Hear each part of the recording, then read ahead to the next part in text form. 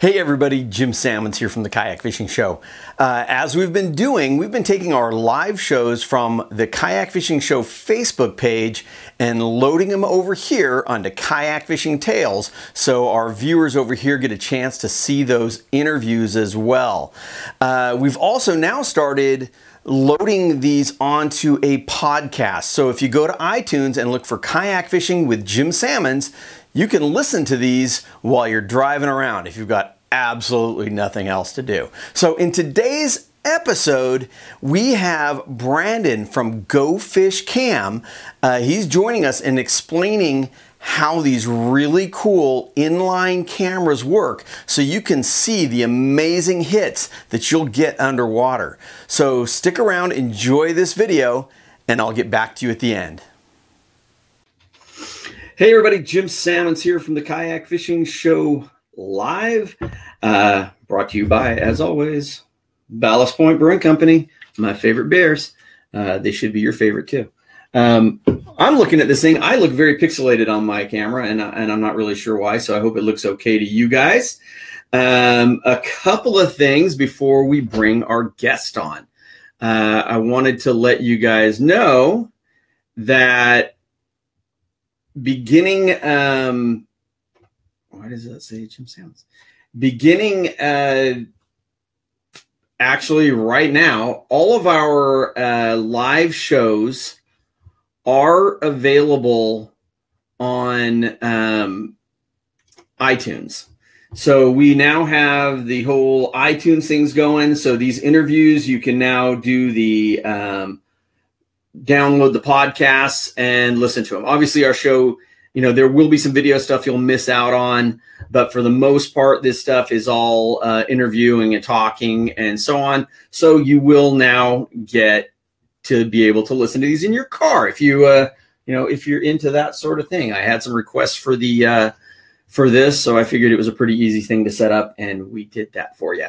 The next thing, I need some help. Somebody shared this magazine cover with me from somebody else's page, and it supposedly is a English Korean language fishing magazine, and we made the cover of it, but I don't know anything about it. I have no idea how they got the picture, but I'd sure like to get a copy of it. You know, if I get a cover of a magazine, I always like to get a copy of it. So if anybody knows anything about this magazine or knows how maybe we can get a hold of one, I would love to have that. So without further ado, I've got Brandon from GoFish Cam here today with us.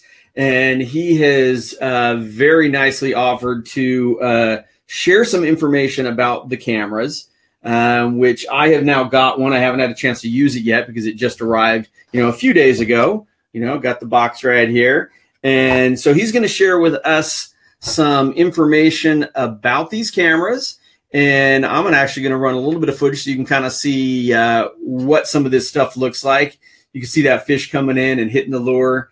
It's really, really cool stuff. I'm excited to kind of add that to our arsenal.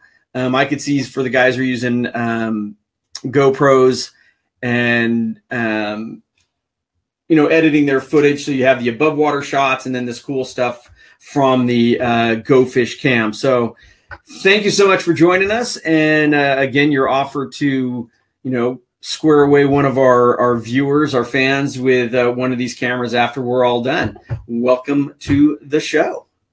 Yeah, thanks for having me.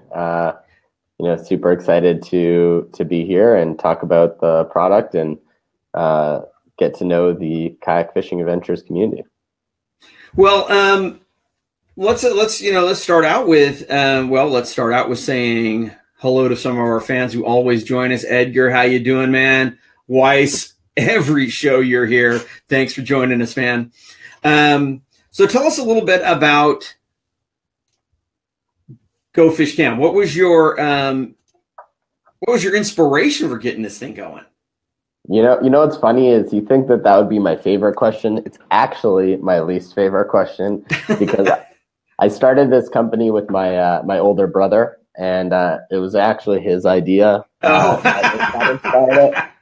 So I hate getting the question because then I have to give him credit, you know. But brothers. Yeah, it's that one dreadful question. No, but it was really cool. I mean, he was in Trinidad for a friend's wedding, and they were on one of those catamaran party boats, and there was these guys fishing off, like these local guys fishing off the back of the boat, and out of the back of his ear, he heard that the line get taken out, that zzz, that we're all very familiar with. Right. And he ran over to go see what they might have caught, and the guy was battling the fish for a while, and then it just got off. And all of the local guys were freaking out, like, what kind of fish was it? How big was it? What do we do? Do we go back?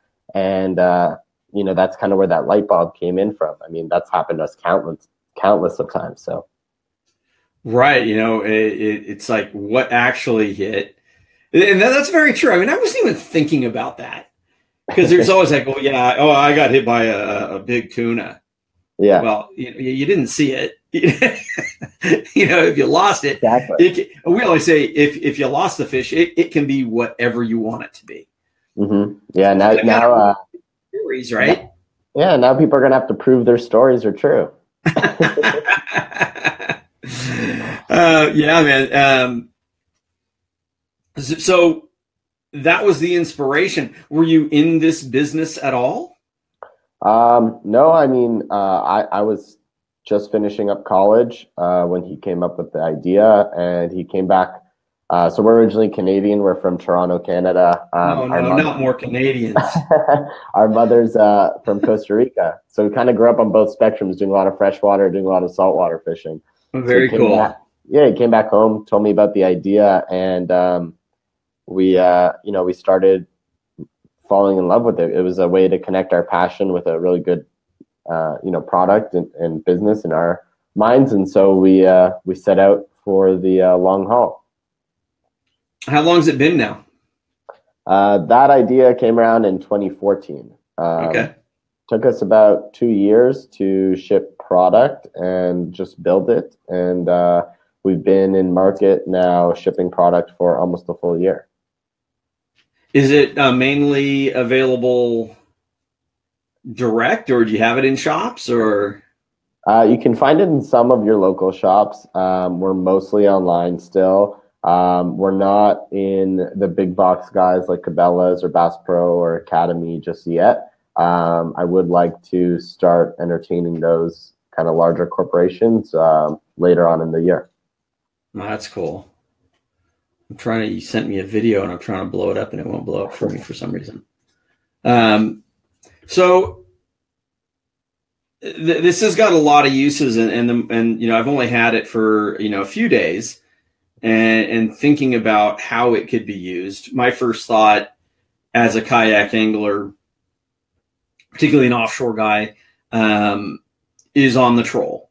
Trolling a big old live mackerel and watching a yellowtail or a roosterfish or something else like that would be quite a thrill. Brandon, you dropped out. I dropped out. If you can still hear me, go ahead and refresh your page. Yeah, just refresh it, and we'll bring him back up. So, for people who are wondering about the camera, it's they're nice and small. They attach onto your main line, and there he is. I'll bring him back up.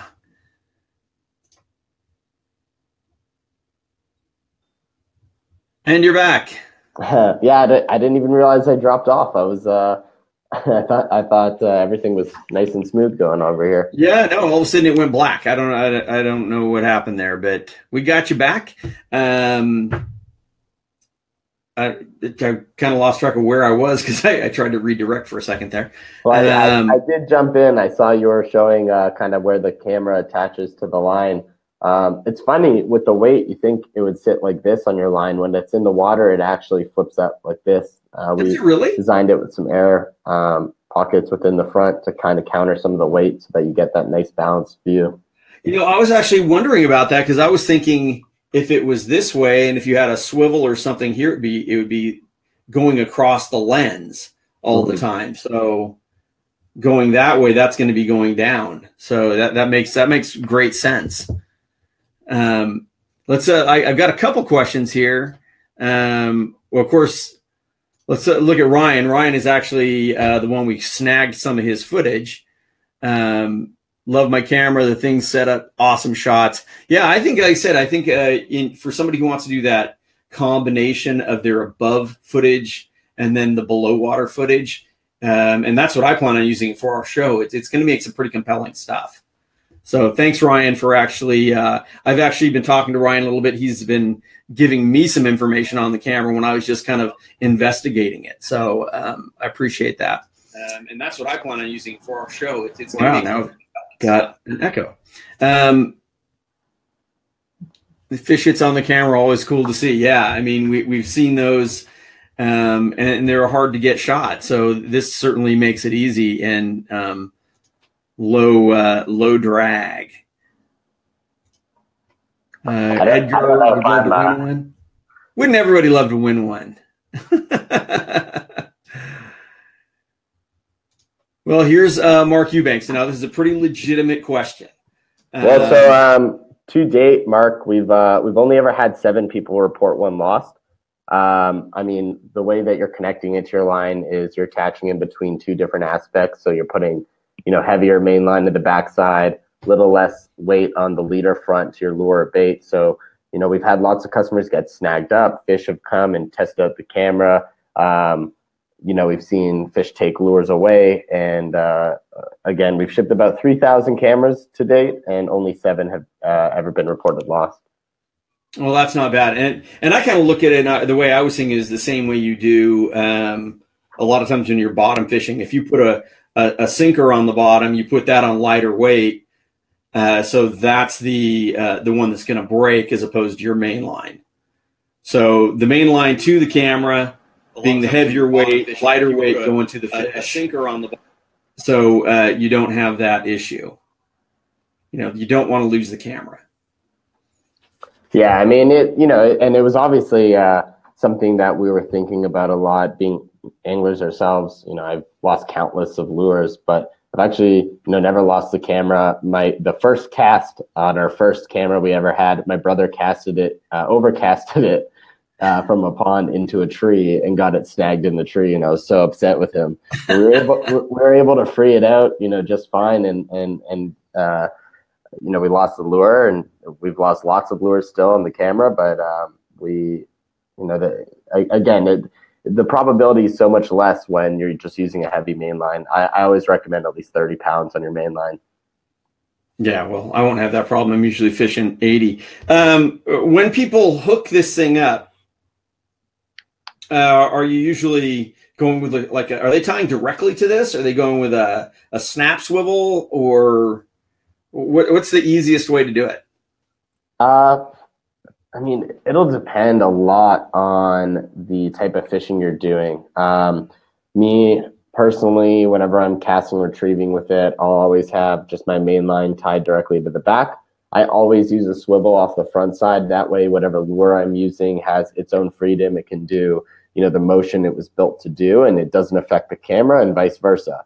I know, for example, Ryan, who trolls with it, he loves putting swivels on it, and then a small 1 ounce, 2 ounce weight, just about a foot to 2 feet behind the camera. It keeps it really in line very nicely, keeps it very stable for trolling, even slow trolling.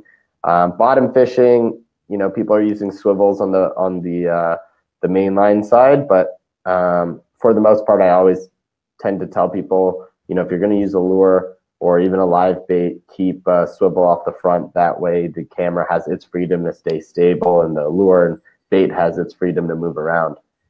Right. I wouldn't mind seeing a good quality barrel swivel on each end of it. Mm-hmm. Personally, I don't like snap swivels. I don't like using them. So if it came with a nice quality barrel swivel on each end, I think that would be really cool. But that's just me.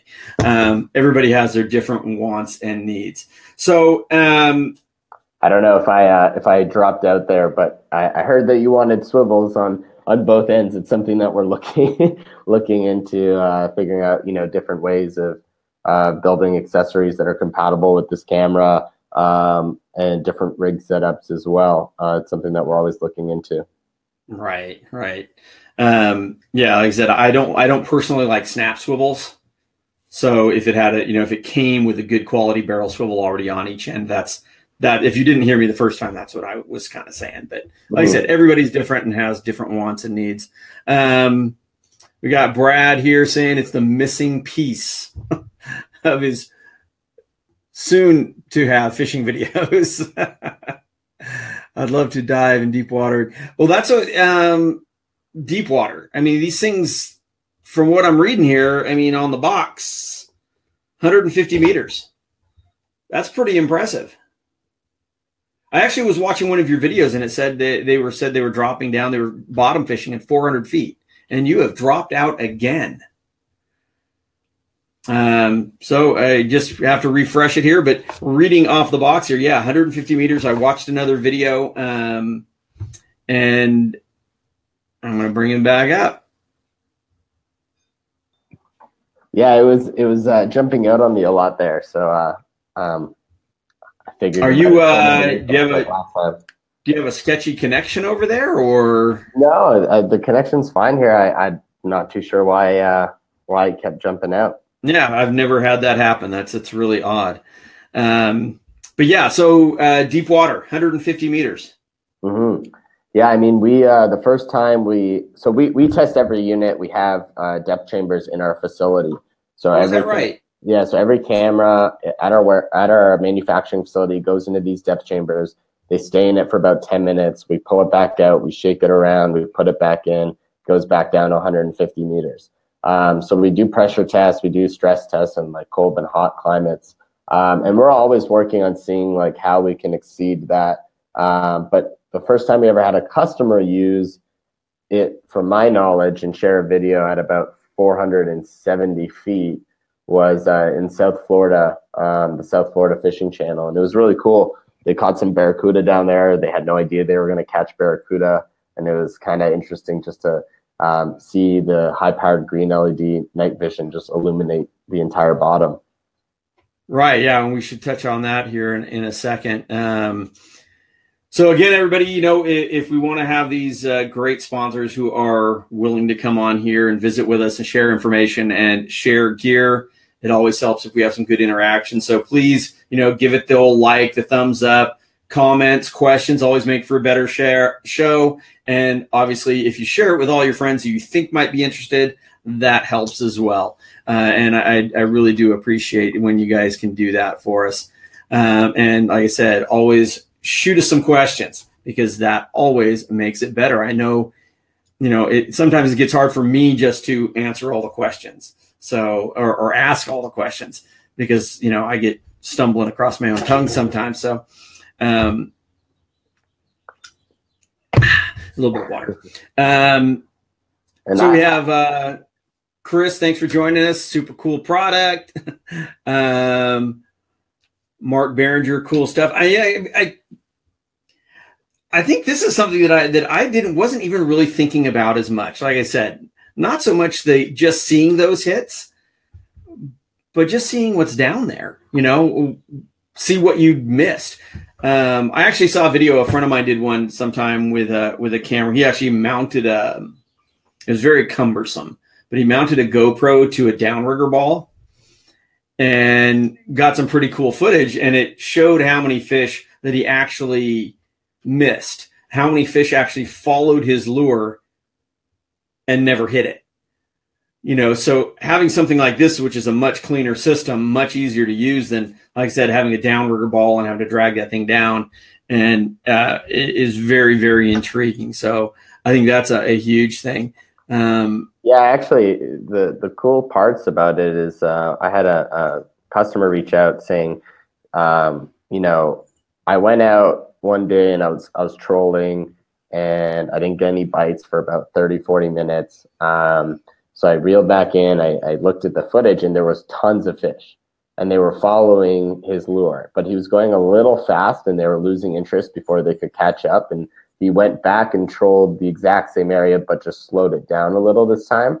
and he started just getting on them, which was, pretty awesome to hear the kind of insight that you can get with the product. Well, right. And I've seen the same sort of thing where the fish will follow the lure and follow the lure and follow the lure. And then it's the change of speed that will fire them up, whether it's slowed down or speed up. And that's what actually Chris is asking here is like, how can it help us land more fish? And I think that's exactly it. You can go back and review the footage later and see how your lure is acting. Get a much better feel for if your lure is swimming. Get a much better feel for, how the fish are interacting with it, right? Yeah, and the camera does work with a mobile app, so you don't even have to wait till you get home to review. If you're comfortable having your phone out with you on the water, once you reel in the camera, you can open up the app and check out the footage there. Yeah, that's really cool. I downloaded the app on my phone just yesterday, and was reading about all that on your website and how that all works, and it seems pretty cool. Also, the range of that is fairly decent. If you actually wanted to toss it out and you were using that float. Yeah, the float here. Yeah, so you could actually use it and see what's directly down there while it's happening.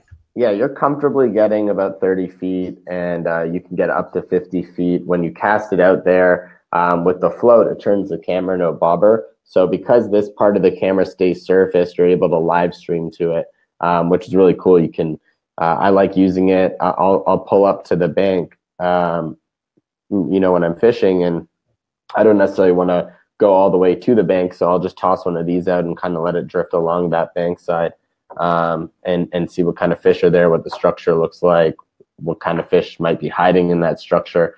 Helps you really understand kind of what to use and what you're going after. Well, right. And I actually was thinking about that, using that float and then putting a live squid down below it. I mean, I imagine to see a big old white sea bass come in and eat that live squid just straight down below it would be a pretty cool shot. Yeah, no, for sure. That's what I'm most excited about, is just seeing these really cool shots that customers get. Every time Ryan posts a video like on Instagram, I think I'm always the first one to like and share it and comment. And it's just really cool to have been able to see the progression of like the type of videos that people are getting. Right. So and this, we kind of went over this, but Mark was saying, so it doesn't live stream to the phone, only review. It actually does live stream to the phone when you're using the float and it's above water. Yeah, when it's underwater, unfortunately, with where the world is today in tech, no wireless tech can live stream underwater. Only wired products can, but with wired products, you lose that versatility. You can't have it trolled out on the line. It'll affect your line and affect the fish. You can use it for down rigging or bottom fishing, but really, or ice fishing, and that's mostly where wired cameras got adopted, but you don't get that versatility that you get with the wireless camera. Right. So, like I said, for that situation, when you're doing it fishing straight down below it, and that's kind of it's actually funny as you see these people who are now, they've got these fish finders that attach to their line and they cast it out.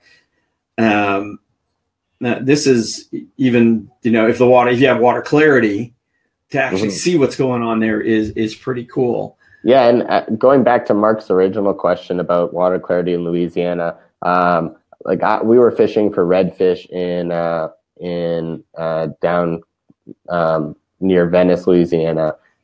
So we were off on the inlets just fishing for redfish, and there wasn't that much clarity. We had to keep the camera about a foot to a foot and a half away from our shrimp, which, depending on the type of species you can do. If you're fishing for more aggressive fish, that's okay. Sometimes you'll want to keep it a little further back, but yeah, water clarity, there's not much that you can do camera wise to clean up the water. It's like looking through a wall, depending on how much mud and muck up there is. Right. Yeah. Like you said, I mean, it doesn't have X-ray vision. So if the water is not clear, you're not going to see it no matter what. So I imagine if you're like, I'm going to the Bahamas in a couple of weeks, I'm going to have insanely clear water visibility. I can back that camera up. Of Yeah, course, you're only going to go so far because it's still got to be fishable. You got to be able to handle your lines. yeah, absolutely. So you're never going to want it longer than a rod's length. Yeah, no, for sure. I mean, I always recommend like between 2 to 6 feet for the camera's distance. For some saltwater, people have been putting it closer to 10 feet. And for some freshwater, they keep it at about a foot away, depending on water clarity. Right. I mean, like I said, if you're fishing on a big boat and you have super clear water, because you're above the water and you're going to have all that line out still before you even get the fish, up to the side. You can go longer, but like for us kayakers, we always say you want a rod's length of line to make it so you can deal with it. If you have too much leader, just dealing with a fish is very problematic. So you just have to play with it and see what's going to work for you on the water clarity and how you're using it, right? Yeah, and it's nice to see a lot of customers who thought they wouldn't have much clarity have, been surprised as to the type of clarity that they get. And so, yeah, it's just going to depend on different conditions of the day, water type, water clarity. I mean, the amount of sunlight, if it's a little cloudier, there's so many different factors that can come into play. Right, of course. Well, and to that, in that deeper, darker water or night fishing, you guys have addressed that. Yeah, I mean, so we played around with, I think, about 50 different types of lights. We used infrared, we used different white LEDs, different colored LEDs, different powered LEDs. But we landed on a high-powered green LED, which gives you about 6 feet extra visibility. And it's amazing how much it illuminates in deeper, darker waters. And I think Ryan has caught some really cool lingcod using that night vision. Right. Yeah. So it's just an LED. Yeah, it's a high-powered LED. I'm not going to say the type of it because it's like our unique LED, but understandable. It the reason we selected green, it goes deep. It doesn't scare fish away. They're used to seeing it. You see a lot of dock lights, boat lights. A lot of charter boats will have high-powered green LEDs that go off their boat, attracts a lot of algae, attracts a lot of bait fish, attracts a lot of big fish, and they're not scared from seeing it. So we landed on that. It was kind of a tactical move, and it's worked out really well so far. Have you had any fish? Do you have any footage of fish hitting it? Like the camera? Yeah. Yeah, there's a really cool video. The first time it happened, it was a pike. A lot of pike eat the cameras. They're really aggressive. They love to come check it out. We've seen some really cool footage of the inside of pike's mouths. But other than that, not many other species have come and checked out. We've had little bait fish come and peck at it. I think there was a barracuda who came and gave it a nice smack. And one of those 7 that got lost was actually about a 600-pound bull shark. Decided to not just eat the tuna that was on the line, but also eat the camera. So the only story that came from that was just a sad guy with a half-broken fishing rod. So. So everybody, once again, I'm just going to ask you if you can, give us that thumbs up, comment, share with all your friends you think might be interested in seeing this. That always makes for a better show. So like, comment, share. And again, we're going to be giving one of these cameras away at the end of the show. So, we need to show these guys some love. So Reginald, does it affect the jig action? Yeah, and I just put it up and it's not showing that it's up. Things are acting a little hinky today, but it's showing on here. It's not showing on mine, so I can actually see it on my phone. So, so does it affect the jig action?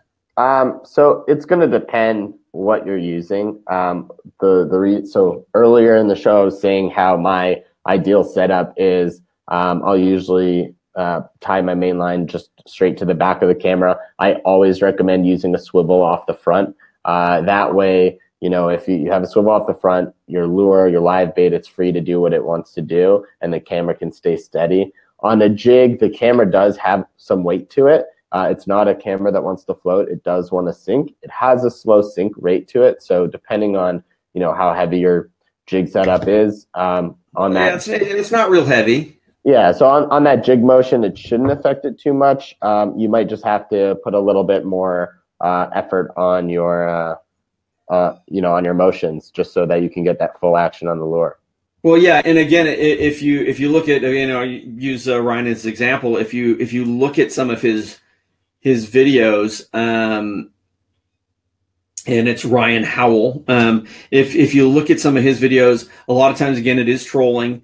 So a trolling lure, and so you can see that thing, and you can actually hear that lure kicking. So it picks up that sound of it kicking. And it's not affecting the way that lure swims at all. Now, I imagine, you're not going to be able to throw that out there and walk the dog, a surface lure, so there's obviously going to be certain limitations to it in that respect. But for lures that are a straight grind and for trolling, I imagine it won't affect the lure action at all. Yeah, and I haven't seen it affect lure action for trolling. Top water is really the only thing I've seen it affect too much. And then some bottom rig jigs, if you're doing a constant motion, you're not going to get a steady video anyways in doing that, but it's still good to scout that area. You'll still capture some really cool stuff. But yeah, we try to design it to be as versatile for as many types of fishing as possible. We wanted someone to be able to cast it out for a smallmouth bass and go catch a 600, 700 pound shark on it. So we try to just build it to be adaptive to all fishing styles, and so far we haven't heard of it affecting too many. Your connecting wire, is that tested? What pound test is that? 1,000 pound tension rating. So we do pull tests on it directly this way, and then we do shake tests, just because fish don't always come straight. We wanted to make sure that they're coming from all angles and that we weren't getting bends in the lines. We actually, me and my brother, we made a rope swing out of it. We used a shark wire to the back tied to a tree, and then shark wire off the front tied to a tire, and we were swinging off of it. So that was kind of fun. Well, that's a great test. Anytime you can do stuff like that, I hope you got video of that. Yeah, I got some video of that. I haven't figured out where to share it yet. It just looks like two goofballs trying to create a rope swing out of shark wire. But well, all that stuff, if you have a YouTube channel or your Facebook page, or even all of it, a gallery on your Facebook page, just so, or on your website, so people can see that stuff, is always always cool. So yeah. And of course, whenever you have stuff like that, share it with us, and we'll share it. Sounds good. There was another question here, and I don't know. You'd have to know how salmon fishing, and that is, how would you rig it for salmon trolling with a diver and a flasher? And yeah. So that question, it depends a lot on the water types that you're fishing in. Because if you have the clarity on a good day that you can keep it behind the flasher, so that from flasher to diver, it's doing its own thing, that to me sounds like the most ideal setup. Unfortunately, in a lot of waters that you're fishing for salmon with flashers, the reason you're using them is because you need to attract them in some dirtier water. So you're going to end up having to put the camera in between where the flasher is set up and your diver. From what I heard from attending shows like the Portland Sportsman Show and things like that, people have been able to figure out how to rig it. I'm not too familiar with the rig myself because I've never gone fishing with that kind of a combo before, but I know that you definitely want to be using swivels, trying to let the flasher do its thing and keep the camera away from affecting that. Right. And somebody else asked, and that question went by, was what pound test would you recommend rigging it with? And I think the main thing here is, again, have decent main line, but the main thing there is to make sure that you have your leader line is less pound test than the main line. Yeah. And and if you're doing a lot of freshwater, definitely keep that as the case. A lot of people who are going saltwater fishing need to have heavy leader line because they're catching big game fish, sharp teeth. That's fine to use heavy leader line, just use heavy main line too. You know, you want to give it best probability that nothing's going to snap off. And so my recommendation is always at least 30-pound test. Right. Like I said, I normally fish 80-pound, and then has anybody noticed? I mean, there's always going to be a trade-off. I mean, obviously you're wanting to get footage, versus not getting a fish. You know, has anybody kind of said, hey, well, this thing on my line, I'm not catching fish because of it? You know, you got this big old thing out in front of my bait or my lure. I mean, it's hard to justify that the camera is what's not making the fish go after the lure or bait. There's lots of videos where people will have the camera on and, you know, their bait's getting smacked around by fish, but they're not taking it. Now, some people are going to speculate that it was the camera, and some are just going to understand that it would have been like any other day on the water where fish were coming after your lure and not going after it. I haven't had anyone directly say that the camera influenced their lure to the point of not being able to catch fish. I do know that like carp fishermen in Europe, carp are very finicky, so it's about angling the camera properly without there being a line for the carp to hit into. And we're always learning about different types of fishing and different rig setups and what we can do to, you know, make accessories for that type of fishing. Right. We have a question on the max size and it is a micro SD card that goes in there if you want to be recording your video. It doesn't come with a micro SD card at this time. But what is the max size that you could put in there?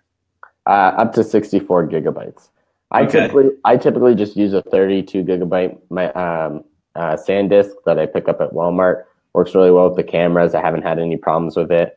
And it just goes right on the backside there, just above the charging port. There's a port for the micro SD card. Okay. And I think I talked to Ryan about this. He was saying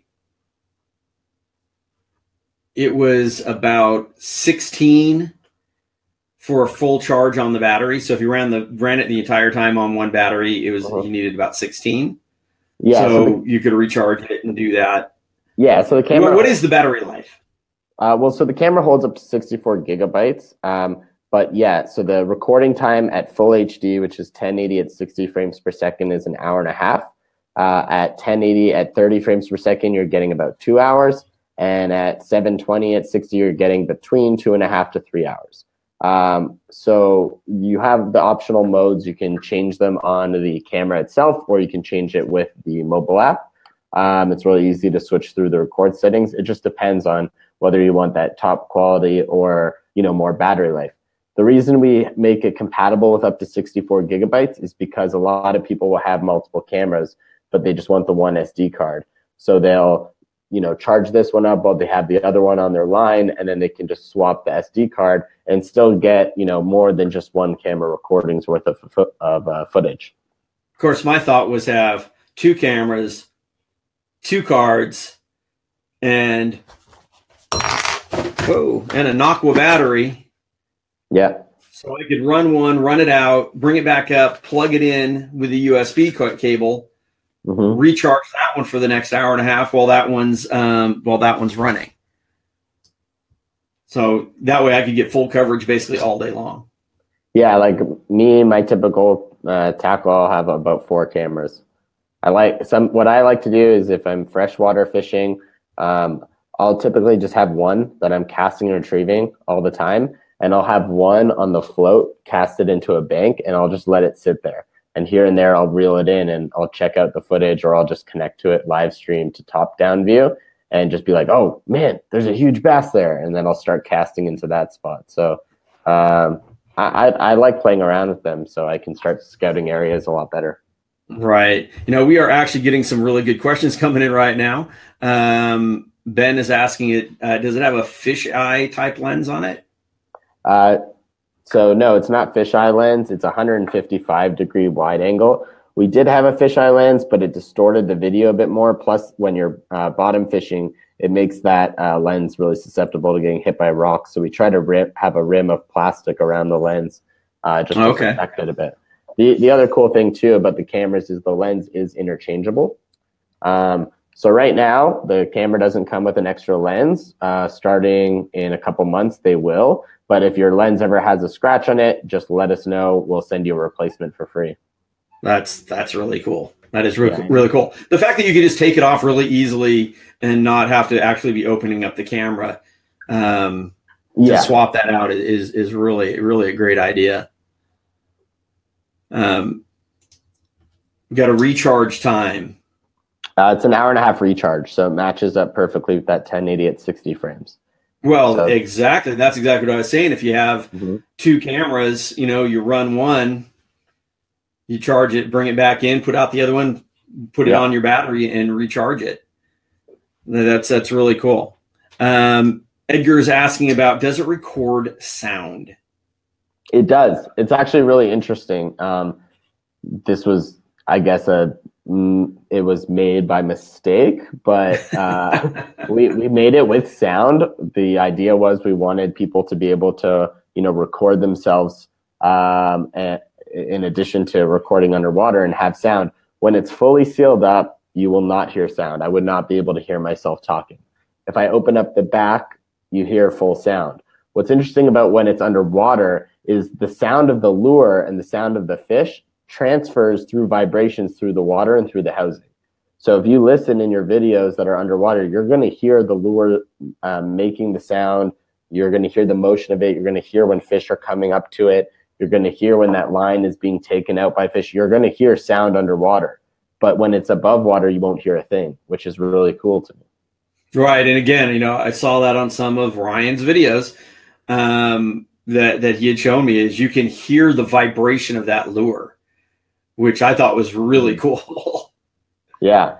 And it's great if you're buying, the different sounder lures or lures that are, you're buying specifically because they're supposed to make a certain type of sound. It's awesome to be able to verify that. Oh, yeah. Yeah, for sure. Reginald, will this have Bluetooth or Wi-Fi capabilities to see live footage?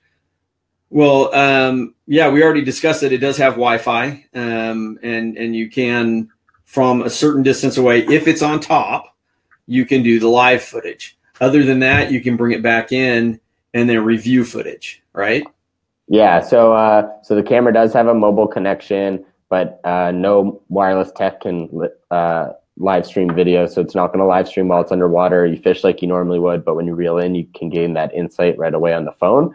Every camera comes with a free float accessory, turns the camera into a bobber, and with this application, because it's floating on the surface, you can top down a live stream to about 30 to 50 feet away from you. Well, Jeremy, it doesn't matter if you're late. You can always go and watch the whole thing later. And as I mentioned before, we are now putting all of our live shows up on iTunes. So you can always go over there and download them and listen to them at your leisure. So, talking about that, you're showing the bobber. What all does the box come with? If I'm to order one of these from you, what do I get? So here's a brand new one. So when you open it up, all the components are on the inside. Comes with a float, a sticker, a little carrying case you can put the float, charging cable, and the camera into. Comes with a charging cord and a instruction card. And it also links to the full instruction manual on our website. Like I said, the added lenses, we're going to be adding those in a few months. And right now we'll replace any lenses for free as well. But yeah, I mean, it's a really simple product. There's not too much to go around it. And that's kind of what we wanted when we built it, was we didn't want a product that you had to get, a camera and all these weights and all these different accessories and attachments. And then while you're out on the water fumbling, between all these different parts and components, we wanted it to just be put it on your line, go fish. And that's kind of what led to the name. I like it. Wow, we just had like 3 questions come in. The weight on it. So the camera weighs 94 grams. I think it's about 3 ounces. That's in your hand. In the water, it's about an ounce less. Just because, as I said, when it's actually sitting on your line in the water, it sits like this, even though you'd think it would sit like this. Well, yeah, we designed some air pockets in the top part so that it counters a lot of the weight. So on your line, it's about 2 ounces, and in your hand, it's about 3. Well, yeah, and I was told again that when trolling, sometimes it's a good idea to put a little bit of weight in front of it to keep it down. Yeah, and right when Ryan said that in his video, I was like, man, that makes so much sense. So I started telling every customer to add a little bit of weight on the main line, you know, a foot, 2 feet behind the camera. Not a lot, but even when you're slow trolling, it does make a huge difference. The reason being that when you have your rod to the camera directly, it's always pulling up. You're pulling it like this, and the water is bumping against the fins that are built for stability. Versus if you add a little bit of weight down here, it pulls the camera like this and lets it just fly through the water. That totally makes sense. It totally makes sense to get it out in front too, not just put it right on the end of the camera. Yeah, absolutely. Because that's still going to be sitting on it. You need to get that so it's kind of got a little drag this way, right? Yeah, so about a foot, 2 feet. Mark is asking, what's your price point on it? And if somebody wanted to add some replacement lenses, are those available? So we retail at $239.99 on our website. The added lenses, again, right now, we'll just send you one. If your lens gets scratched, we'll send you one.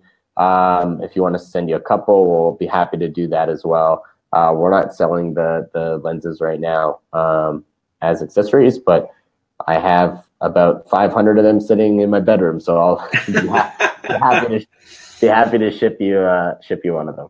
That's very, very cool. Yeah, or I guess Ryan's probably answering somebody else's question. Ryan was answering Richard's question about depth, and Richard, the cameras are built to go 150 meters underwater, which is almost 500 feet.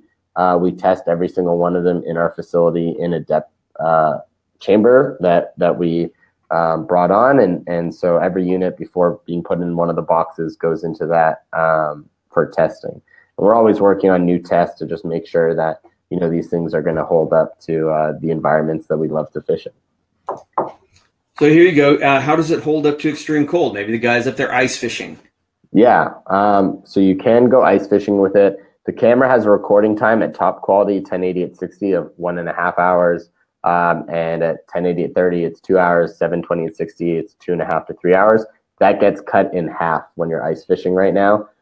For next ice fishing season, we're going to be building a insulator sleeve. And so that way you can grab one of those. It's like a wetsuit for the camera. It'll keep in a lot and insulate a lot of the heat and, you know, keep a lot of that battery life.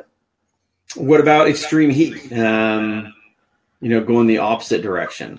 Is there, because I know, so like when I've had GoPros in the past, that I would get condensation or whatever else on the lens. So is there any of that? I mean, is they holding up to the extreme heat or changes in temperature? Yeah. So, I mean, we do stress tests in cold and hot. If you're going to get condensation in the camera and you see a couple like drops, you know, from going fishing in cold water, and then now you're leaving it in the sun and hotter, you know, in the heat, we all know that creates condensation. I'll typically, if I see that condensation, just take off one of the caps, let it kind of air dry a bit. We do spray all the electronics with a water repellent, so that up against condensation, they'll be fine. And so, yeah, I mean, you know, we built it to be used for fishing, and we know what that, you know, means. So, well, yeah, I mean, for us, for example, we go out of cold hotel rooms. I'm on location somewhere, and we have to leave our cameras outside most of the time if we're at a hot location, because you just all of a sudden get that condensation all over everything. No, absolutely. And I mean, like we're here in Texas, and during the summer, I mean, it's crazy hot. I wouldn't leave the camera just sitting out on the dock, you know, in the hot Texas sun. I'll definitely put it in my pocket or, you know, my tackle kit. Well, and it's so nice and small and compact that you can do that. Mhm. Dave Fowler's asking you about the focal point. I don't know off the top of my head the focal point, Dave, but I will come back to this video and I will comment on your comment with the focal point. That's awesome. I'll write it down so I don't forget either. Edgar's asking, I know we talked about this earlier, does the camera have a light on it so it can record at night? Yes, it does. Does that power camera you have there have power you can show the light on it? Yeah, should. There you go. So the camera has one high-powered green LED on the back side. You have a power switch that in the middle position means off. When you push it towards the red record button, it turns the camera on. If you know you're fishing in deeper or darker waters, you put it to the black Wi-Fi button and it turns the camera on with night vision. So I know it's got the manual controls on it. With Wi-Fi on, can I do all those controls with my phone? Yes. The only control you can't do on your phone is turn on the night vision. Okay. We will likely have that in a second version, but on the first version, it's a separated system.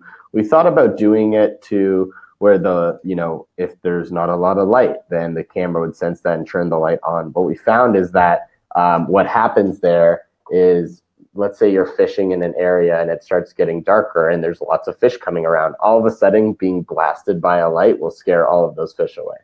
So we didn't want something that just randomly comes on. It's either if you know you're fishing in deeper, darker waters, turn it on. Fish are used to it, but they're not used to just all of a sudden getting a big blast of it. So right. you want to keep it consistent in whatever you're fishing, and so that's why we opted out of doing that. Chris was asking, and this is a kind of a repeat question, but are you selling them in retail stores?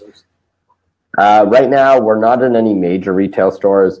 Depending on where you're located, we have a couple local retailers, local specialty shops.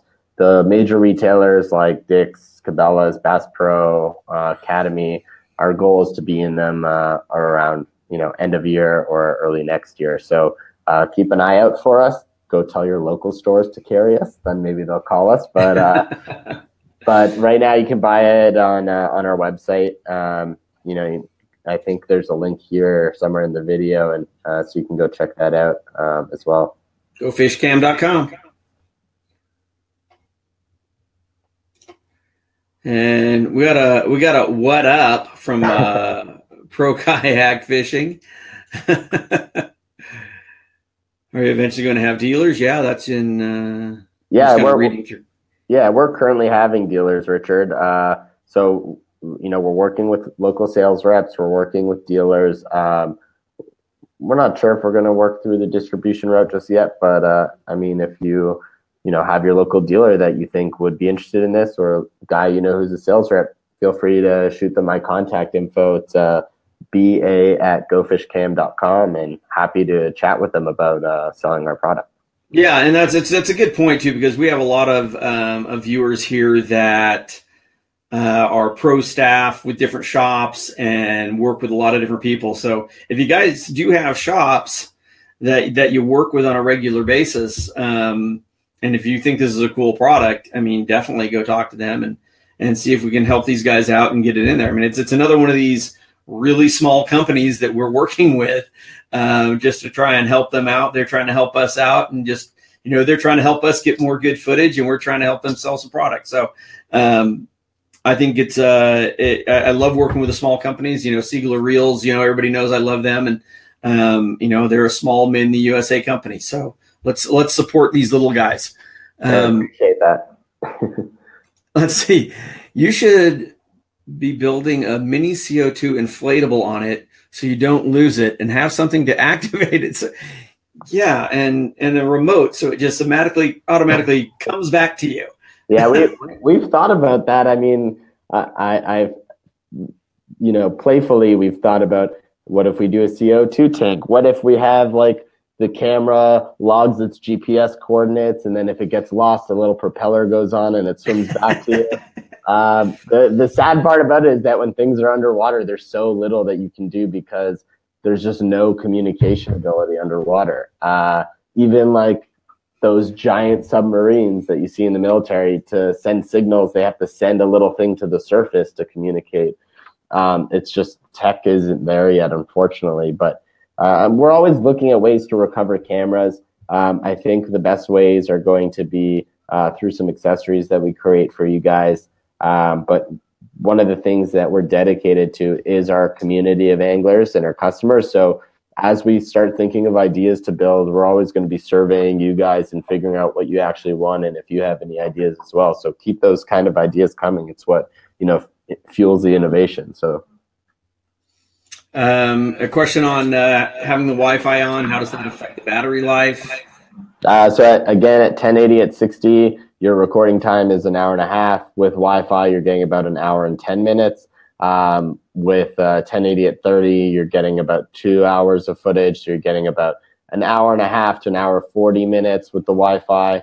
At 720 at 60, your recording time is 2.5 to 3 hours. You're getting about 2 to 2.5 hours. It sounds like to me, I mean, for my personal use, what I would more than likely do is not have the Wi-Fi on and yeah, I only really turn on the Wi-Fi if I want to like review the footage that I was just capturing, or if I'm scouting an area. Sometimes what I'll do is, like I was saying, my typical setup is I'll have one camera that I'm casting out always and one camera that's just sitting there floating and recording. So I'll typically bring that one in and check on that one more often and have that one's Wi-Fi on more often so I can live stream to it. But yeah, I mean, it's a give and take. If you're out there and you want to constantly be reviewing footage, chances are you're going to want more than one camera, so you can charge one up while the other one's out there. That way you can maximize the time of the cameras with the Wi-Fi. If your goal is to just capture really cool footage, keep the Wi-Fi off and you'll have really good battery life. Yeah, like I said, as I started to show before I kind of dropped out there, and I think it was my own fault. My phone fell on my keyboard. I said, I think I would just turn the Wi-Fi on when I wanted to review footage and not have it on the rest of the time. Yeah. It certainly makes sense to use the Wi-Fi if you're using it with the float and you're actually streaming stuff. But I think that might be, just for battery life wise, that might be a better way to go. A timer to the... I love crazy ideas. If it's been underwater for too long, a CO2 capsule will go off and it'll float to the surface. I don't know. You never know. Actually, Chris, keep throwing these ideas. I love them. I know. What's going to help us build the best product for you guys is knowing, what kind of things people think of. Right. I love the fishing industry because of how creative thinkers and people in this industry, they're makers. Oh, my lure can't do this. Well, I'm going to figure out a way to set it up so it does. And that's what I love about this industry. Like no other industry has customers that do that. We had a customer who built a float accessory the other day for the camera so that it could have a perfectly neutral buoyancy. And no one asked him to do it. He just did it because he personally wanted it. And it's awesome because it gives us the ideas of, what you guys want and how to go build that most effectively for you. There is a question here. We'll throw it up there. Would you be willing to donate one to a kayak tournament? Let me just kind of start by answering this a little bit for you. I know these guys get hit up. I can't hear the question. Everything went silent on me. I apologize if I'm not answering. I don't know what the question was. I heard he was putting up a question and then everything went silent. Would you be willing to donate one to a kayak tournament? Did you hear that? I heard it. Yeah. Okay, so let me start out by answering a little bit. Sponsored some tournaments and sent them cameras as prizes. We're a small, young company. It's hard to give away free units a lot of the times. Shoot me a message. I'll see what we can try to work out. It's just at this stage of our business, it's a more expensive item, so it's not like sending a cheaper product like a lure or something out. And we are young, so our inventory does, it's pretty valuable to us. But I'll try and see if I can work something out there. Well, yeah, and I was going to say, if I can answer a little bit because I deal with sponsorships and all this stuff all the time. These guys get hit every day. Every day people get it for something for free. So, just understand that they have to say no sometimes. And when they're a small company like this, they have to say no. You have to definitely show value. It is all in return on investment. So, you need to make sure that if you are putting out a request for something, a sponsorship, is this a tournament with 5 guys? Is this a tournament with 250 guys where we're actually going to get something out in front of a lot of people? So you always want to make sure that is, that there is a return on investment. And once again, we're just having more issues today with things dropping out. You hear me okay there? We'll always get fixed up. So even if we drop off every few seconds. Yeah, well, that's the nice thing about this. Actually, is it's a pretty quick fix when you drop out. You just have to refresh once in a while. Yeah, I'm surprised as to how fast it's been. Jumping up and back up. Considering we've had a couple problems with it, but it's great how fast it recovers itself. Yeah, it's a pretty cool system. Can you believe that we've been on for an hour already? Oh, wow. Hey, we planned on showing more videos and all that. Time flies when you're having fun.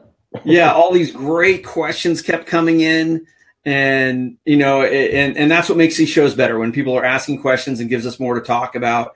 Again, to make sure that where did everything, because I had to refresh this thing myself. People want to see this, go to GoFishCam.com. There's a lot more information about the products on there. And, you said you have a Facebook page as well. Yeah, Facebook.com/GoFishCam. Everything's at GoFish Cam. So Instagram.com/GoFish Cam, YouTube.com/GoFish Cam, Twitter.com/GoFish Cam. All that stuff. And you were actually telling me earlier that you actually have more videos on the Facebook page than you do on your YouTube channel and on your actual website. So the Facebook page might be where they're going to get the most current information. Yeah, we're trying to be more up to date on our YouTube. Instagram, we're always posting, but it's more of building community. So if you have cool pictures or videos you want to share with us to share on there, we're happy to do so. Facebook, we're always communicating the latest and greatest. We're also sharing customer videos a lot more frequently on there. And then our company newsletter goes out pretty frequently. So you can sign up at GoFishCam.com and hear about all the new toys that we're coming out with and the new applications and new videos and everything. Well, that's awesome, Brandon. I can't thank you enough for joining me here today on the Kayak Fishing Show live. Sound cut out, but what would it have been if the sound didn't cut out at the last moment? But I appreciate you having me on here. It was a blast, and really enjoyed everyone who tuned in and gave all the great questions and ideas and recommendations and everything. Oh, very cool. So thank you so much, everybody. I will be doing our randomizer. We put all the comments into a randomizer and we select one for the prize. And then I will send that. We'll notify the winner that they won, and you guys send me the information. We send it over to them, and they will get you your GoFish Cam. Brandon, I'm going to say goodbye to you and drop you off of here. And I just got a couple more things to cover, and we'll be talking to you soon. Thanks again. Sounds good. Take care. Good luck, everyone. So once again, everybody, if you didn't get it at the beginning, we are now turning all of these live interviews into a podcast that you can get on iTunes. It's Kayak Fishing with Jim Sammons. So this one will be up there in a few days. So basically we're putting these, they start off on Facebook. We're putting them up on YouTube, and then we are doing it into a podcast for those of you who just want to listen to them later while you're driving around or something. Excuse me. So basically that's it for today. Again, we thank Brandon from GoFish Cam for joining us. So remember, if you're going out on the water, always wear your PFD and hold your paddle right side up. Take care. Well, I hope you can see what an amazing camera these things are, and they're going to make some great footage for our show and to your YouTube videos if you pick one up. If you want to see these videos live, remember, these things go pretty much every week on the Kayak Fishing Show with Jim Sammons Facebook page. And if you join the live videos, you have a chance to win some gear. So I hope we'll see you over there. And if not, well, I hope you enjoy these over here. You take care.